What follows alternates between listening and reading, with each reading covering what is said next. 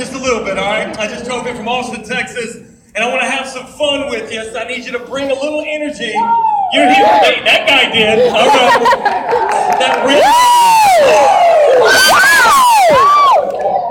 Well, there it is. You literally could go anywhere, any place, and in a crowd, you could say something exciting, and somebody would just go, wow!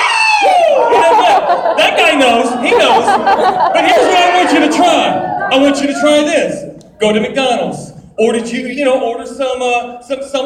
As they hand you your food, look at the person and go, wow! All by yourself. And just say, I love nuggets, and walk off. Hey, listen, that's all. I'm going to have some fun with you. Before we jump in, my name is Casey Benson, and I want to have some fun with you a little bit, so I need you to focus in with me, and then we'll get real a little bit. I love, first of all, awkward moments. Anybody like awkward moments? No. Yes. I like How about you like awkward moments that happen to other people, not you? Yeah. How many of you have ever done this one, right? You know you've done this. You've seen somebody you know, and you start to go, hey! Guys, look out now! And you realize that's not Jimmy. And so you're like, oh my goodness, yes. But you can literally be like one of these going, no, put the gun down. I thought you were somebody else. Sorry, I'm from Galveston. All right. I was actually from Galveston. Who's been to Galveston? From Galveston, went to Ball High School. Everybody know Ball High? Yeah. Okay, so that explains a lot. So, or you've done this one. Somebody sees you, and you see them, and then they start waving at you. They're like, hey, hey. And then you're like, hey, hey. Whatever. And you're waving, and then you realize something. You don't like it? They're not waving at you. They're waving at the guy behind you. So you're like one of these. Oh. Who's done that one? Yes. Yeah. I know you've done this one. I don't care who you are, how athletic you think you might be. I'm not athletic. You've done this one where you've been walking with your friends, or you're with your pals, or your buddies, and you're walking. You're like, no, you're not. Who's done that? Yes. But there is nothing there. But you do that little, like the sniper got you, you know? And I don't care who you are, you'll do this. You'll turn back and look. Like you will mean mug that area there. Like, ooh. And if you're like me, you got the junkie friends that would literally stop right there and look down and go, nah, there ain't nothing here, man. You just clumsy. So I had an awkward moment happen to me recently. I've been doing this, going on, this would be 22 years that I've been able to chance to go around and speak with teenagers. Yeah, I know, I was 4 when I started.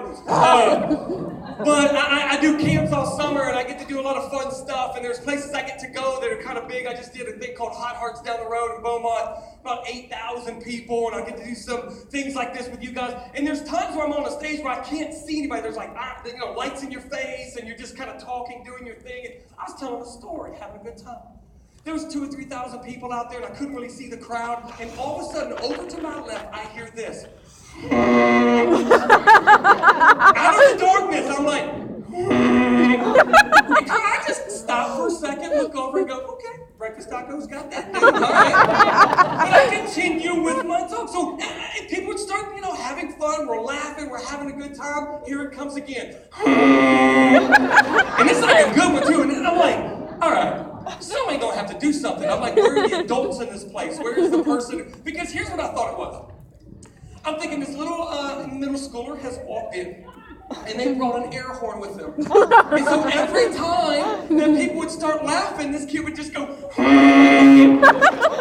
So I said to myself, all right, look, if there's not going to be an adult that stops this thing, I am the guy with the mic. I can't control this thing. So I'm like, if it happens again, I'm calling for the lights. I'm going to go out and find this child and just kind of politely walk up and go, hey, give it to me now. In a gentle way. So I continue my story, and now, of course, this would not be the story if it didn't happen again. It happens again. And so at this point, I'm like, cut, turn on the lights.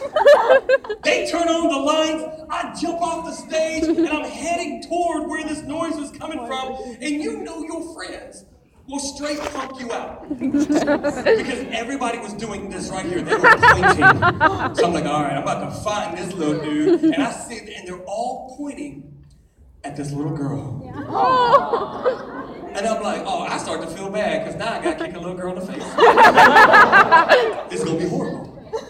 So I get over there, and they're all pointing at her, and I get to her, and I kind of go down into one of these, and she's this little thing, she's sitting in this chair, and I go, hey, give me the air horn. And she just starts shaking. And I'm like, man, if this girl floats up off this chair, and her head spins around, and says, I will destroy you.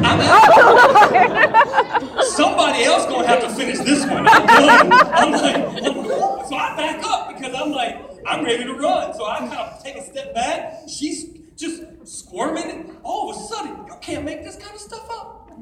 All of a sudden, this deep, dark pit somewhere in here, this girl starts to giggle. And as she's giggling, she just goes, oh yeah, it came up out of it. I mean, I would prefer maybe a head spin around and look, you can't make this up. Here's what it was. Look at me. It was her laugh, and she could not control it. Every time she would laugh, she would just go, like singing for lost ships at sea. This poor kid. Because here's the thing, everybody has a friend with a fun laugh, right? Everybody knows this guy. Where you at? I know you're here. There's that one. Why y'all point at her? Oh, y'all point at her? Oh, yes. No, that's one of my favorite right here. I met a little girl one time. She started laughing. It sounded like somebody stepped on a chihuahua. She was like, people walking around going, we're going with dog. Oh, and then, no, honey, you brought that up. That happened once. No, true story. So I'm talking, we're having fun. We're going to laugh a lot this weekend. I hope you're ready. And so over to my right, I hear kind of what she just... like a dolphin caught in a tournament. And I'm looking, no, look, this happened. So she starts doing it there, and I'm talking about all the way across the other side. Some little girl goes, and then this girl goes, they were communicating. Is that what you got? Huh? Oh, you choking? Oh, she choking. Don't die over laughing. Look, so could you imagine this? And I know you have to live with this. But could you imagine this little girl with this horn laugh? Look at me, stay with me. Imagine, right? Or fellas, check this out, imagine this. You meet this girl, right? Because I think one of the best one I think ever laugh I've ever heard, there was a girl sitting on the front row. And we're having fun, we're laughing, we're having a great time, and every time if something fun would happen, and people would laugh, this girl would look right at me and do this. I mean, no expression, nothing, just going. And I'm like, oh, creepy. But fellas, could you imagine this? Listen, stay with me. Say you meet this girl, right? She follows, and you holler at her. You say, "Hey, girl, can I get your number?"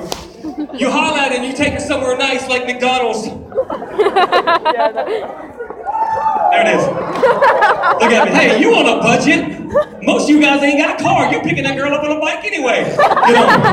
Put your feet on the pegs. Whoever got a ride on the pegs? Who know what I'm talking about? Where the adults I think I've done it once before. Oh yeah. You know how many times I've been on the back of a peg ride and just kind of going, man, slow down a little bit. And this always happens, that one foot comes off the peg. You look, whoa.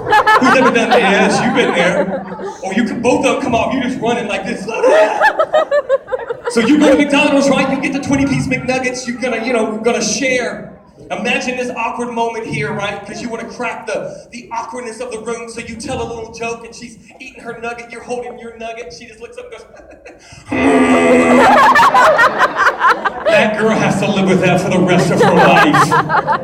Better yet, fellas, imagine this one. No. You go somewhere nicer. They have utensils. She's cutting her chicken or her steak, right? And you're sitting across from her, and you're like, she's so pretty. And then you crack an awkward, joke. You're trying to just break the awkwardness of the deal, and all of a sudden she's cutting her steak or chicken, and you crack a joke, and she just looks up like this.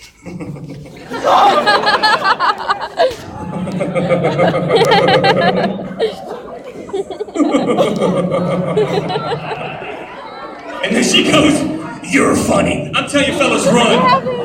Don't even stick around. It is not worth it. Got it. All right, so I need you to lock in with me.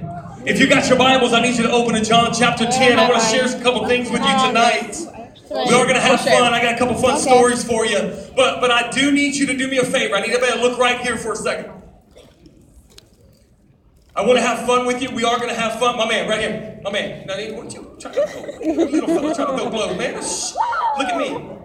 Look here. Shh. Fellas, right there in the front row. I need you to look at me for a minute. I need all you guys looking right here. Hey, I want to have fun with you, and we're going to have a great time. I got some fun stories, some fun things, but I'm going to tell you why I'm here. I wasn't supposed to be here. I live in Austin, Texas. I have a church I planted about 1.5 years ago. I'm a pastor of a church down there.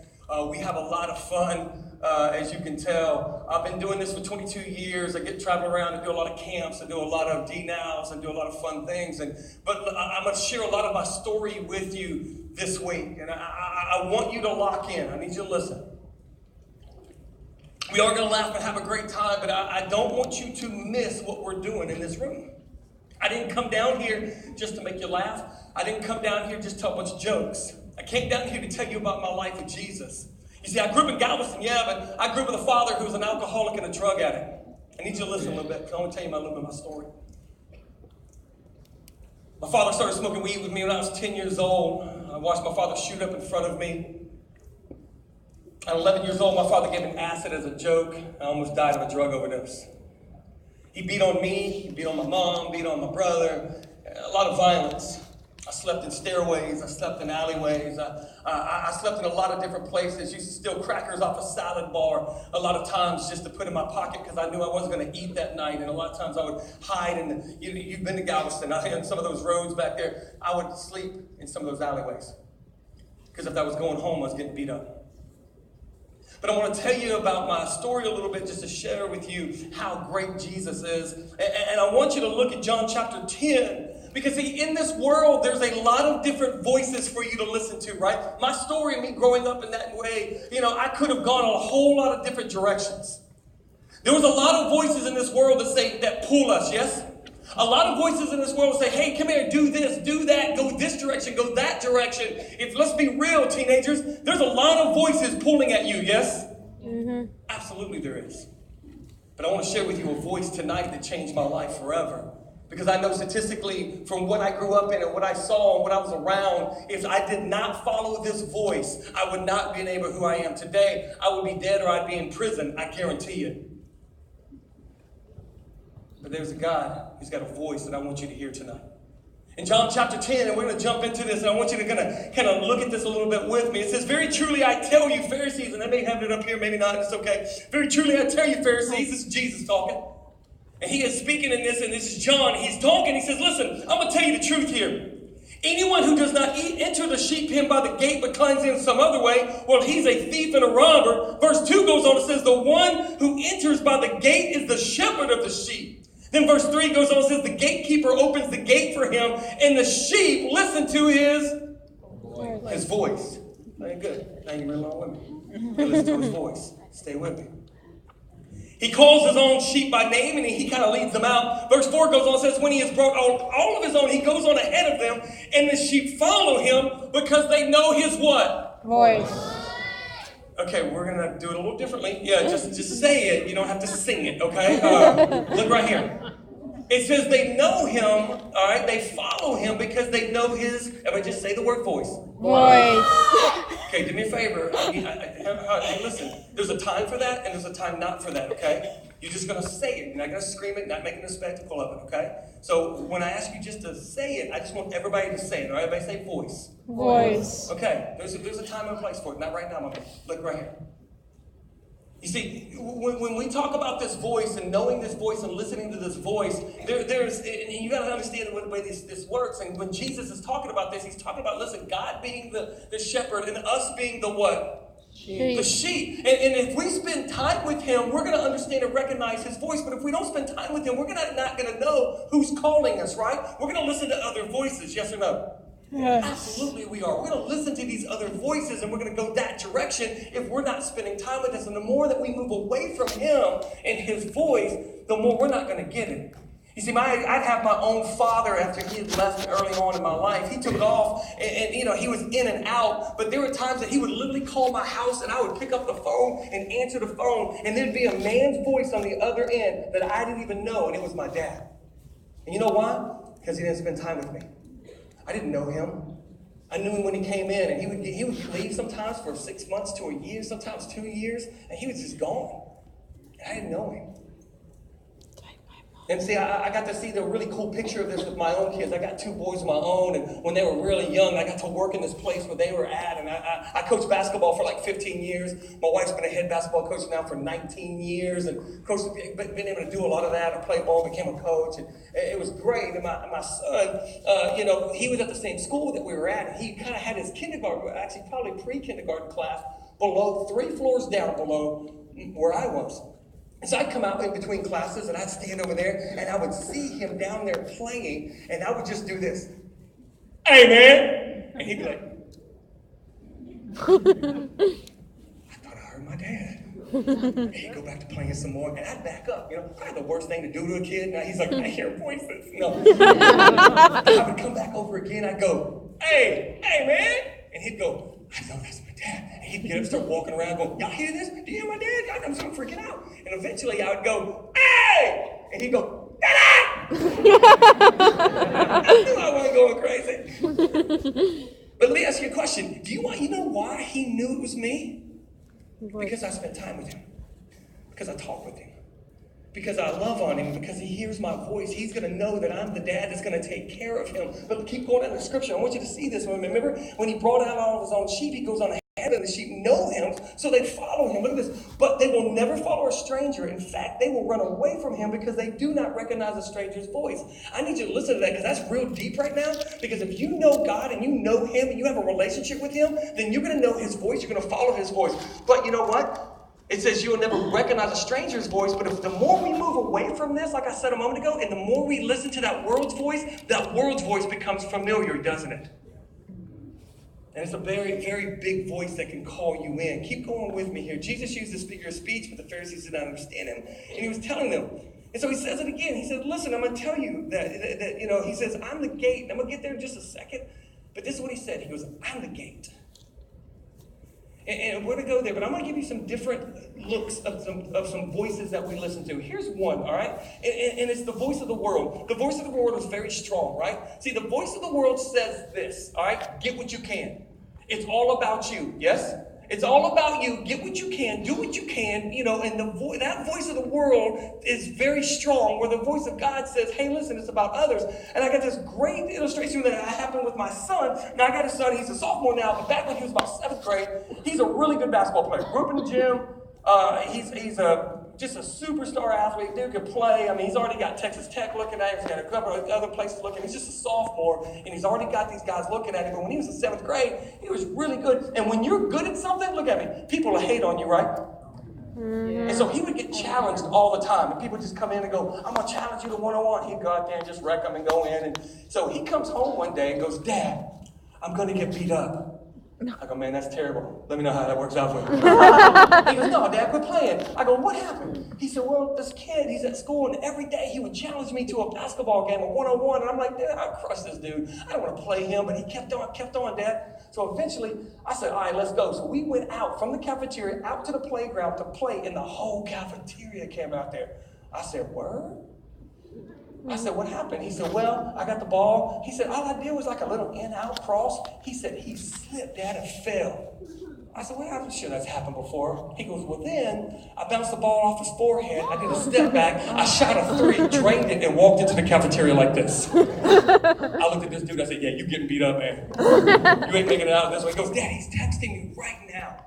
His name's Steven, Dad. And look what he's saying. I looked at it and I said, ooh, oh, yeah, you in trouble, man. Yeah, you in, man. Here you go. Good luck. He's like, Dad, stop. I said, did you apologize? He goes, well, not really. I said, give me your phone. Hey, man, I'm sorry. I started texting for him.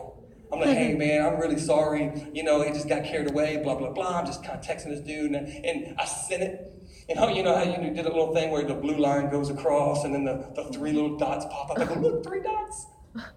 And so all of a sudden he goes, ooh. I go, oh, he answered. And that didn't work, man. You in this. He goes, Dad, you got to help me. I said, I tell you what, why don't you invite him to church? He goes, what? I said, invite him to church, man. See what happens. He goes, Dad, I don't want to get beat up at church. I said, no, that's a good place. I said, you can get beat up at church, and then, then we can lay hands on you. We'll pray for you. It'll be great. I said, no, Dad, I don't want to do that. I said, man, look, apparently this dude's got some problems. Because I'm looking at his language right here. He's got some issues. Won't you invite him to church? We're about to start a Disciple Now. This was on a Thursday. Disciple Now was on Friday, just like what you were doing. Friday, Saturday, and Sunday morning. We're about to do our own. I said, invite him. He goes, no, Dad, I won't. I said, boop, give me that phone. I invite this dude. Hey, man, won't you come to church with me? And I said, I send it. It comes back, church, I don't believe in no God. Beep, beep, beep, beep, beep. I was like, well, it didn't work either. So I keep on going. Man, you ought to really come. You ought to come to church. And I was actually speaking at it, and I've already spoken at his school, so I was kind of going, hey, my dad's talking at it. I'm just talking. Eventually, it comes back. Boop. How much is it? I go back. It's free. We're going to pay for it. He said, let me ask my mom. I said, oh, he's asking his mom. I said, great, I'm going to get beat up at church. So it goes back and forth. Eventually, he says, my mom says I can go. I'm saying, this dude's coming to church, man. The dude that wants to kill you. We'll see what happens. Let me put it this way.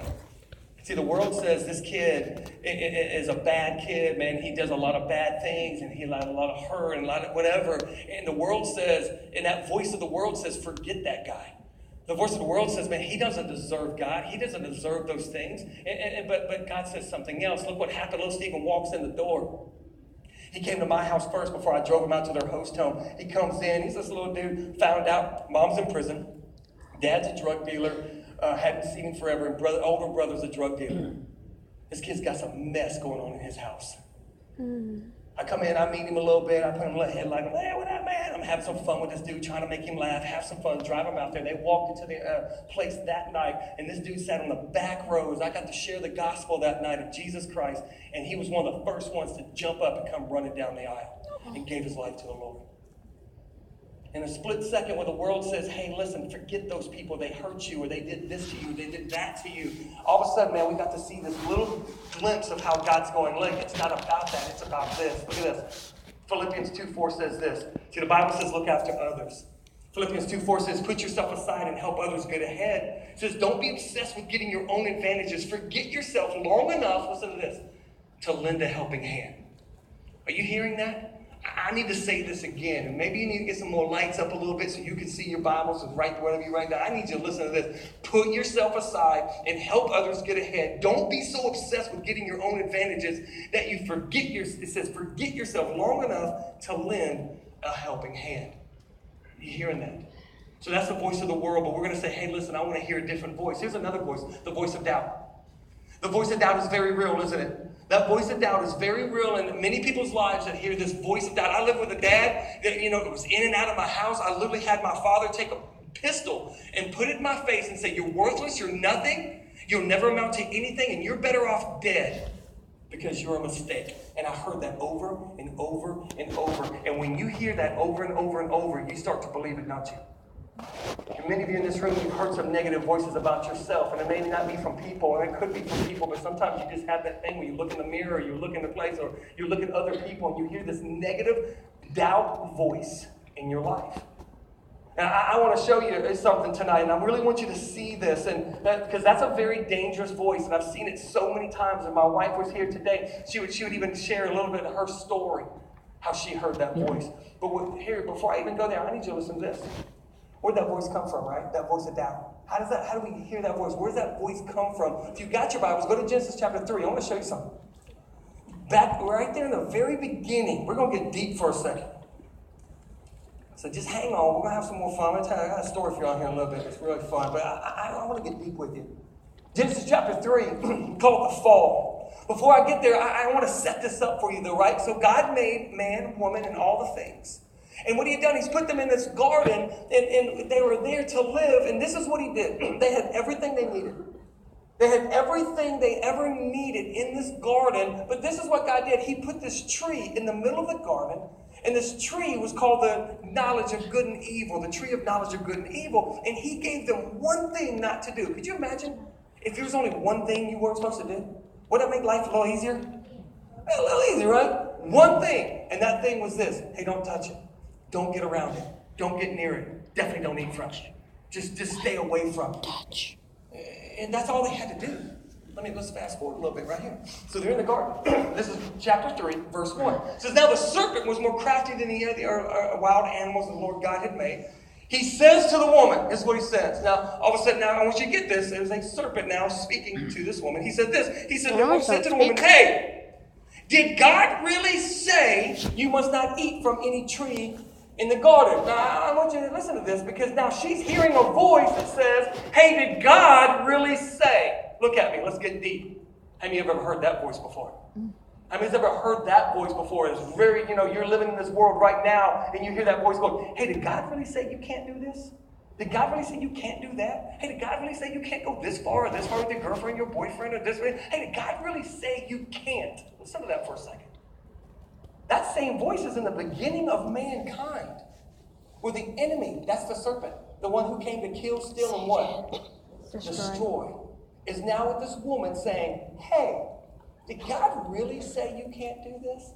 And guys, let me just be real with you. If you don't know him, if you don't know his voice, you don't have a relationship with him, well, you're definitely not going to know what he says, right?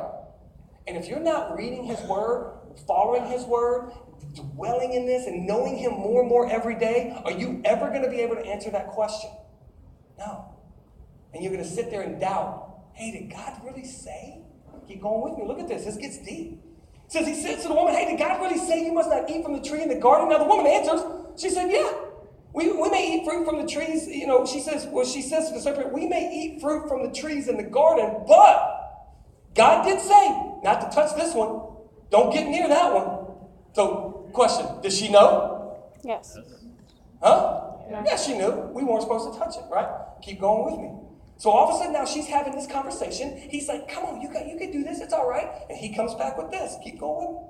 You must not eat from the tree. She says, you might not eat from the trees that's in the middle of the garden. You must not touch it or you'll die, she says. Verse 4. You will not certainly die. Here it comes. Here comes that voice. Hey, you ain't going to die.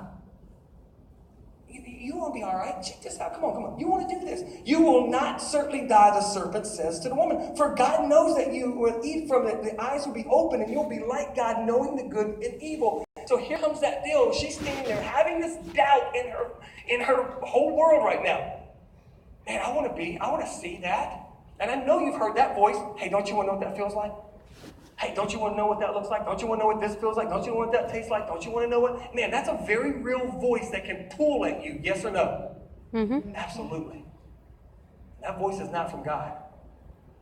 And so here's what goes down. She's sitting there. She's hearing this doubt. Did God really say? Is this really going on? All these things are happening. And this same little scenario plays out in a believer's life constantly, doesn't it? We may not be standing at a tree.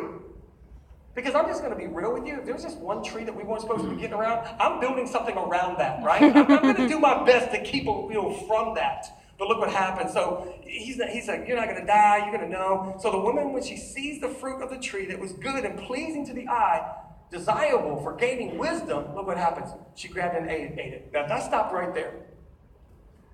Here's the question. Where is the husband? Because if I walked out in my backyard and my wife was talking to a snake in a tree, I'm probably going to say something. I'm just saying, honey, yeah, you want to come inside, make some tea, sit down, And then I'm going to do what? Because I know you probably know this, right? If there's a snake in your yard, you're going to do what with it? Kill it. You're going to kill it. And how do you kill a snake? You cut its head. Who said tail? Where are you from? Did I hear that right? Somebody said, it's tail. Cut its tail off. No, you getting bit. No, you cut the head off of it. All right, stay with me. Okay, you relax, fella. Right. That dude's getting bit. All right, look at me. Shh. Listen. Shh. We'll talk about snake training later. All right, look right here. I'm about to get deep with you. I know you can handle this. Listen to me. And we'll be done in a minute. I need you to listen. So here's what I want you to hear. You see, my wife struggled with anorexia and bulimia in college. So when she looked into a mirror, she heard a voice that was a very negative voice that says that you're too big. She played college basketball. My wife had an incredible opportunity to go to the WNBA right out of college. She married me instead. Thank you. Appreciate that. No, I think she made a pretty good deal, okay? All right. I've seen the WNBA. So, don't all me. Name a team. Exactly. Okay. I'm playing. I love those women. They're making hundreds of dollars. They're doing great. But listen, she decided to go and coach girls basketball. She's doing, she loves it. She coaches girls. She's around girls. But listen to me. When she was in college, she would look into a mirror, and that mirror, that voice would say this: "You're too big." I need you to listen. My wife gave her life to the Lord in college, and she ended up, being delivered from that voice that would just caused her to be anorexic, bulimic, and it almost killed her in her college, her senior year in college. She speaks about it, and she comes with me. She even wrote a book called Guidance for Christian Athletes, where she shares that whole story as a college basketball player. And sometimes my wife can still hear that voice, and this is where I need you to lock in with me, because fellas in this room, guys in this room, I'm about to get deep with you, and I need you to hold into this. We got to do a better job of the things that we talk about around females in our lives. We got to do a better job how you talk about other girls and how they look around females. Because what that does is that negative voice starts to hit, and it hits very strongly. And when I see my wife struggling with that, and I see her going through that, what I do is I go in and I cut the snake's head off. And you have to cut that snake's head off in your own life when you start hearing that voice of doubt. When that voice of doubt starts to creep in, when that voice of doubt starts to get a hold of you, when that voice of doubt wraps its claws into you, and you start believing that, and you're walking around listening to this voice that you're no good, you're too big, you're too small, you're too this. Those voices are from the pits of hell, not from God. God says you're wonderfully and perfectly made, no matter what you look like. That's from Him. You have to hang on and believe that. Because if you try to believe that negative voice and that voice that comes from this world, you will live in that state, and it's horrible. So the voice of the world, the voice of doubt. Here's a big one, and I'm about to close on this one, or the one after this one. But it's this, the voice of friends. Is that a big one in your life? Yes? It's the voice of friends. It's the, hey, because friends will make you or break you. Friends will make you or break you, right? It's very true. I've seen it too many times. There's a lot of times when there's an issue going on, there's a circumstance, there's something happening in your world, in your life, and you run instead of to the God or to the Bible, or to your youth minister or to your pastor, you run to your friend and go, "Girl, you're not going to believe what they did." "No, girl, you're not going to believe what you know what she said?" And then, girls, cut her, okay? Then it turns into a whole thing. And have you ever heard this? If your friends jumped off a bridge, would you jump off a bridge? You ever heard that one before? Yes. So let me tell you a story. And we'll close down in a minute. So my senior year in high school, I get a phone call from a friend, and he gives me a call. I'm sitting in my apartment in Clear Lake, Texas. I'm living in Clear Lake, right up the road here, not too far from me. I'm living on NASA Road 1 over there in an apartment complex. And I get a phone call from a friend who says, "Hey man, we just found a bridge." I'm like, "Congratulations, there's a bunch of them." He goes, "No, for real, we just found a bridge. We're going to jump off of it. It's going to be awesome. We'll pick you up in 20 minutes. I said, "I'm not going to no bridge. First of all, I'm not jumping off a bridge, okay? I'm not going to go watch y'all die jumping off a bridge." I said, "No, I'm not." I hung up the phone. 20 minutes later, I go to the door. He goes, "Come on, man. We in the car. We got a bridge. Eager baby. Lord, right over here, we're going to go down it. We're going to jump this bridge. It's so awesome. It's going to be incredible." I said, "Dude, I am not going to jump off no bridge. You're out of your mind. You're insane. I'm not going." So I'm in the car, right? We're headed there. I'm in the back seat, and my friend's like, I'm telling him already. I go, "Dude, I'm not getting out the car, man. I'm just going to go with y'all. And if something happens, I'll go get help." because I'm not going to jump off the bridge, but I'm going to watch y'all die, so it'd be cool. So I'm sitting in the back seat, and we get to this one little area where we're going down the eager bay, and all of a sudden, like, you know, it's one of those like a roller coaster ride where everything kind of does like this. I say to myself, man, I hope this ain't the bridge. And I hear my friend from the front seat go, this is it! I said, oh, somebody gonna die today. It's not good. So we get over to the top, we go down to the bottom, we slide all the way to the side, my friends get out, I'm in the car going, I'm not getting out.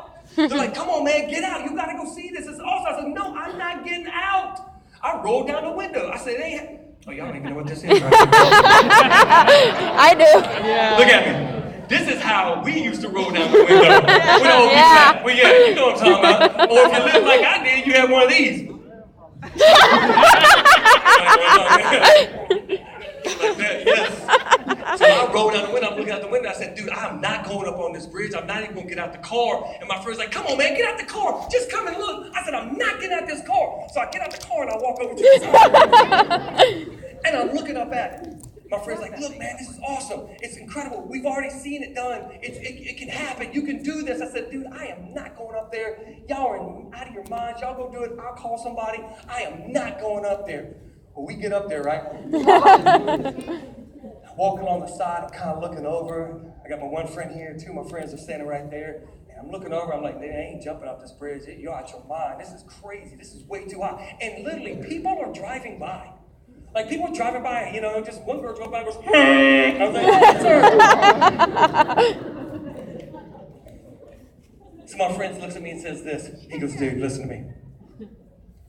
He says, when you jump, don't hold your breath. Count to 2, hold your breath, because you'll run out before you hit the bottom.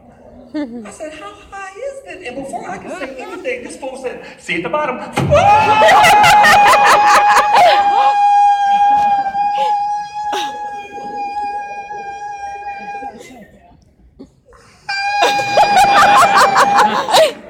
was like, man. I'm like, oh, he did. He swims up, goes, yeah. Swims to the side. I say, come on, man, we can walk out. We can just walk down right now. We can even walk cool like this. Like, yeah, we ain't doing that. We just cool together, man. Let's go together. And all of a sudden, my friends go, see at the bottom. And I'm just standing by myself. You ever been in that place? When you're standing by yourself, they swam over to the dock, they're up on the dock, and they're going, yeah, come on, you can do it! All of a sudden, I'm yelling, I'm not jumping! And I climb up on top of the little pillar. No. I got my feet literally hanging off like this, and I'm looking over going, and here comes this voice. See, I've listened to these voices of these friends. I've listened to them say, come on, let's go, we gotta do this. And the whole time I'm going, this is the, and I have these two voices now fighting with each other. One voice is going, you can do this. It'll be amazing. And this other voice is going, you're gonna die. And they're just fighting each other. All of a sudden, 2 grown people pulled up in boats, 2 grown men, I guess they were fishing or whatever, they pull up, turn their engines off and go, yeah. You're supposed to be helping me, going, no, kid, get down. And they're like, jump. And I'm standing there, my friends are all yelling, and I'm like, maybe I can do this. This is gonna be amazing. All I have to do is just go. And it's gonna be awesome. And my friend yells this. Do a flip! I'm like, what? I couldn't get myself to do this. And now he's yelling flip. Now everybody down there is going flip, flip, flip. 2 guys in the boat's going, yeah, flip, flip, flip. And now all of a sudden this voice over here going, yeah, you definitely gonna die. This other voice over here going, man, if you pull this off, they're gonna hoist you on their shoulders and carry you out of here. It's gonna be amazing. And I'm like, you can do this. And I start getting, they start building up.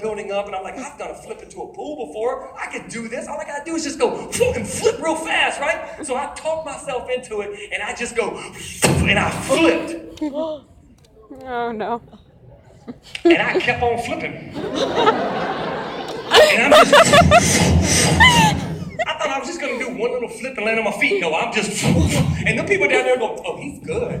I thought he going to do one little flip.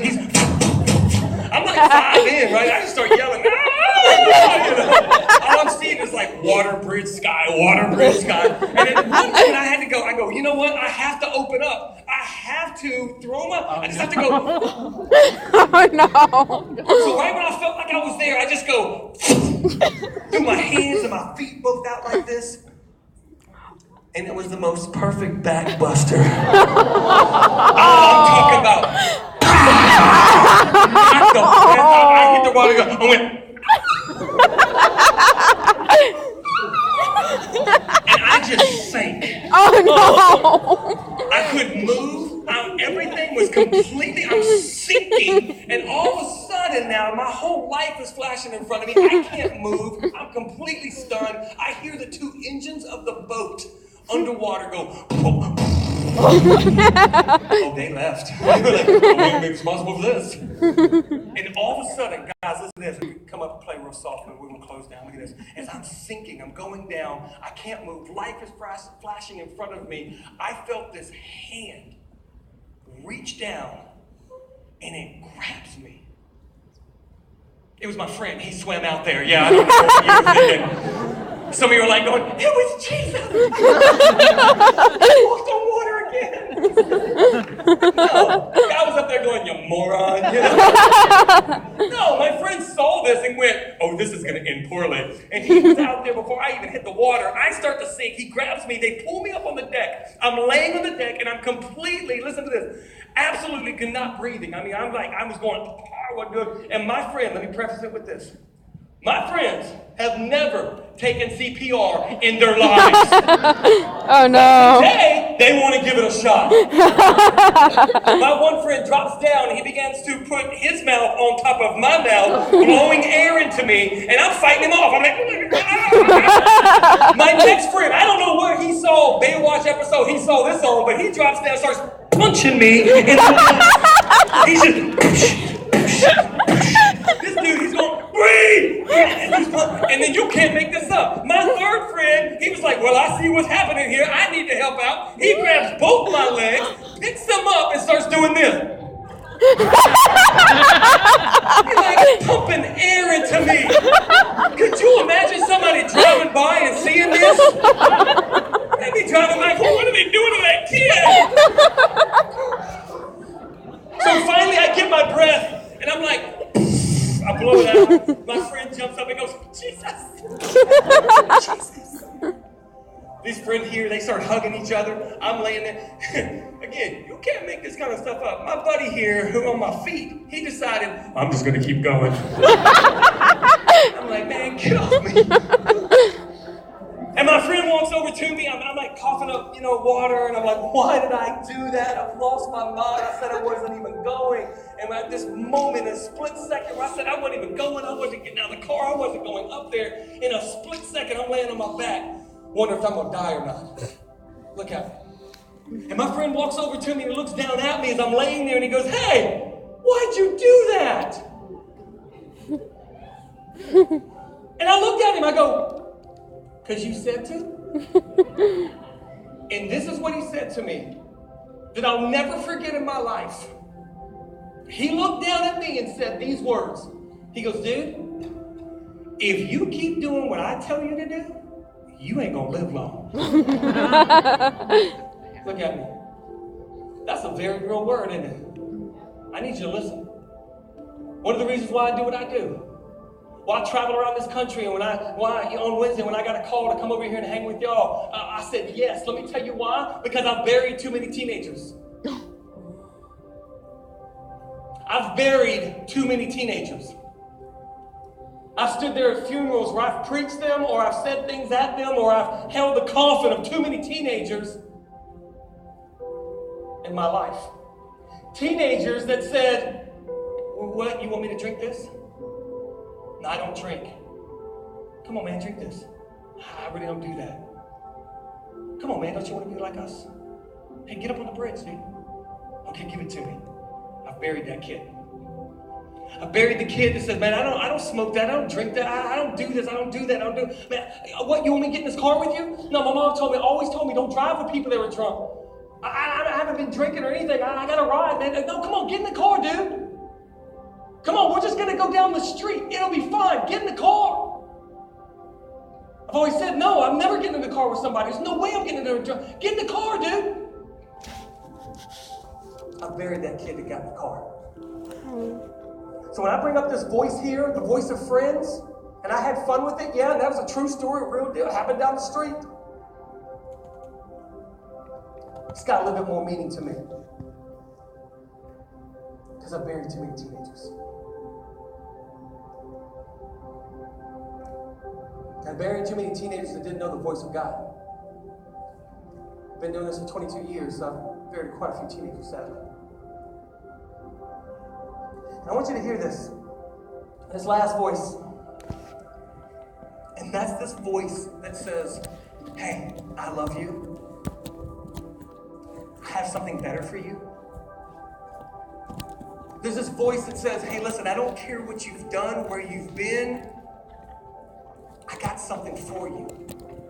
See, the greatest story of my life, and I got a lot of stories, and I'm going to tell you a couple in the next couple of times that we're going to meet together. We'll have some fun, and I got some funny, fun stories. But let me tell you the greatest story of my life. Look at me right here. Don't miss this.